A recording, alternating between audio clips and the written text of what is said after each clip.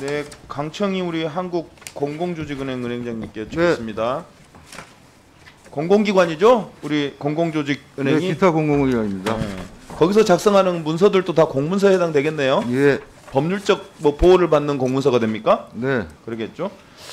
지난 2021년 한국 공공조직은행 경영지원본부장 채용을 하셨어요. 그때 제가 지금 1차 서류 심사 자료를 제가 확보했는데요. 한번 PPT 좀 띄워주실래요? 네, 저기 네모 보이세요? 네. 빨간색 네모요. 거길 좀 더 키워보세요. 좀 더 키워보시면 다음 페이지. 저기 보면 김이라고 돼 있고 이게 군대에 당초에는 7일이었던 숫자를 9로 서둘러서 막 짙게 뭉개면서 쓴 흔적이 남고요. 밑에 두 번째 장하고 김 이렇게 보면 당초에는 9였는데 동그라미를 하나 더 쳐서 8로 만든 흔적이 보여요. 그렇게 보이시나요? 이쪽 앞에 보시면 돼요. 앞에. 그죠? 그래서 결국은 옆에 성명 이땡땡이 총점 17점을 받아서 본부장에 공공조직은행 경영지원본부장에 임용이 됩니다. 만약에 근데 저게 저 짙게 써진 9가 아니라 당초에 7이었다면 그리고 장모 씨에게 주어진 그대로 띄워주세요. 9 땡땡이 9라고 보인 점수가 8로 바뀌지 않았다면 이게 어떻게 되냐면 이 땡땡은 실점을 받아서 총점 15점이 되고요. 장 땡땡은 9점을 받아서 17점이 됩니다. 그러면 본부장의 임용이 바뀌어요. 그러니까 장 땡땡이 17점을 받아서 본부장에 임용됐어야 되는 거예요. 즉 당락이 바뀌는 점수 조작이 벌어진 거 아니냐 그런 가능성이 보이는 문서입니다. 이 문서 알고 계신가요? 오늘 처음 봅니다. 처음이죠? 네. 우리 은행장님 기관장으로서 역할을 이럴 때 잡아야 되는 겁니다. 이럴 때 역할을 제대로 해주셔야 됩니다. 다음 페이지 보세요. PPT. 정부 공문서 규정 시행 규칙에 따르면 문서의 일부분을 삭제 또는 수정할 때 삭제 또는 수정한 글자 중앙에 두 선을 그어서 원래의 글자, 당초의 글자를 알 수 있도록 하게 되어 있죠. 삭제나 수정을 할 때 그렇게 원칙이 그렇게 되어 있습니다. 그리고 그 원안의 글자를 옆에다가 삭제 또는 수정한 자가 날인을 해둬야 돼요. 근데 아까 앞에 보면 앞부 한 장 돌려주실래요? 저렇게 숫자 보여놓고 날인이라든가 수정한 흔적이 없어요.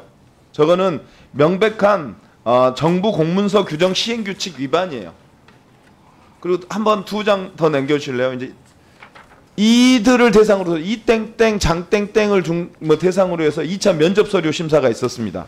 보시면 알겠지만 이 땡땡, 김 땡땡, 이 땡땡이라고 하는 면접위원 3명이 점수를 줬고 우리 이 땡땡에게 23, 24, 24를 줘서 총점을 제일 많이 받아서 71점을 받아서 이 땡땡이 본부장으로 취임이 되는데 문제는 여기에 나오는 이 땡땡과 김 땡땡의 직위입니다.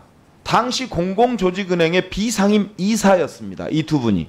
근데 문제는 한국 공공조직은행 인사규정 시행지침 10조 2항 1호에 따르면 넘겨주세요.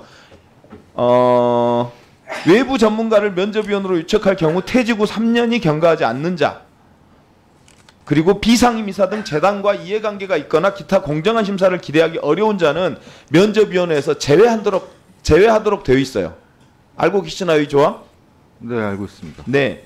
그래서 이 땡땡과 김 땡땡이 비상임 감사 직위를 갖고 있다면 면접위원으로 유촉되면 안 되는 거예요. 그죠? 면접위원으로 위촉될 수 있지만 외부위원으로 들어오면 안 됩니다. 그러니까 아니에요. 저 규정을 보시면 어쨌든 네, 네. 외부위원 그러네요.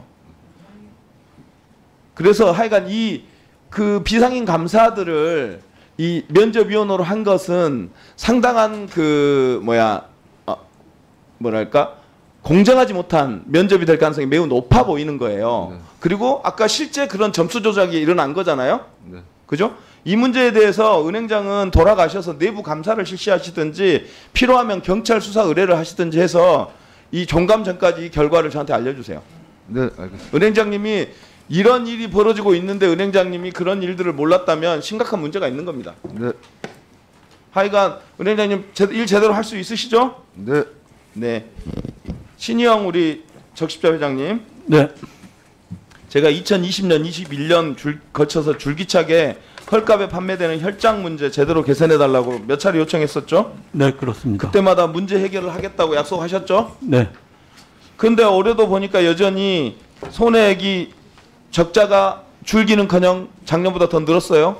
어떻게 된 겁니까? 네, 그 작년 국감에서 지적해 주신 이후에 보건복지부에서 TF를 만들어서 그 결과가 내년 6월에 공표가 된다고 합니다. 정진 회장님 내년 6월 얘기하지 마시고요.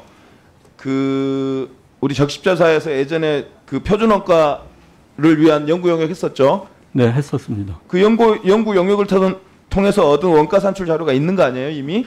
예, 그거 사용하면 되지 왜 사용하지 않는 거예요? 그걸 저희가 계속 요구를 했지만 복지부에서는 다시 그러한 것을 그 위원회를 만들어서 결정을 자, 하겠다고. 알겠습니다. 예. 복지부 혈액관리과장 국장 나와 계신가요? 네, 보건정책관 박향입니다. 이 문제가 왜 이렇게 질질 끌 문제가 아닌 것 같은데 왜 이렇죠? 저기가 이제 우리 혈장 가격을 위해서 법 개정을 했고요. 그게 네. 따라서 이제 또 의원님 지적하신 내용도 있었지만 또 현장에서도 다른 그 혈장 가격을 결정하는 바에 있어서 전문가들 의견도 있기 때문에 현재 의견 수렴 중이고 거의 저기 6차례 이게- 회의를 거쳤습니다. 잠깐만요. 네. 이게 벌써 2, 3년이 아니라 사실은 20대 국회까지 생각하시면 벌써 한 5, 6년 넘게 이 문제가 지적되어 온 문제예요. 네. 근데 이제서야 그런 액션들이 취해진다라고 하는 게 이건 국회가 지적하는 사항에 대해서 무시하는 거 아니면 뭐예요? 이게 복지부가 의지가 있는지가 문제인 거예요. 사실은 이미 연구 영역 보고서가 나와 있고 그 연구 영역 보고서에 따라서 정리하면 될 문제를 불필요하게 계속 쓸데없는 회의를 열면서 지연시키고 있는 거라고 보여집니다. 위원장님 이거는 국회의 지적을 방치하고 있는 거 아닌가 이런 판단이에요. 그래서 위원장님께서 개선 약속을 계속 어기고 있는 적십자사와 보건복지부에 대해서 강력하게 경고해 주시고 필요하면 감사 청구라든가 개인 혐의로 고소 고발 같은 걸 해서 이 문제를 자세히 따져보면 어떨까 하는 생각이 듭니다. 위원장님께서 한번 그런 조치를 검토해 주시기 바랍니다. 네,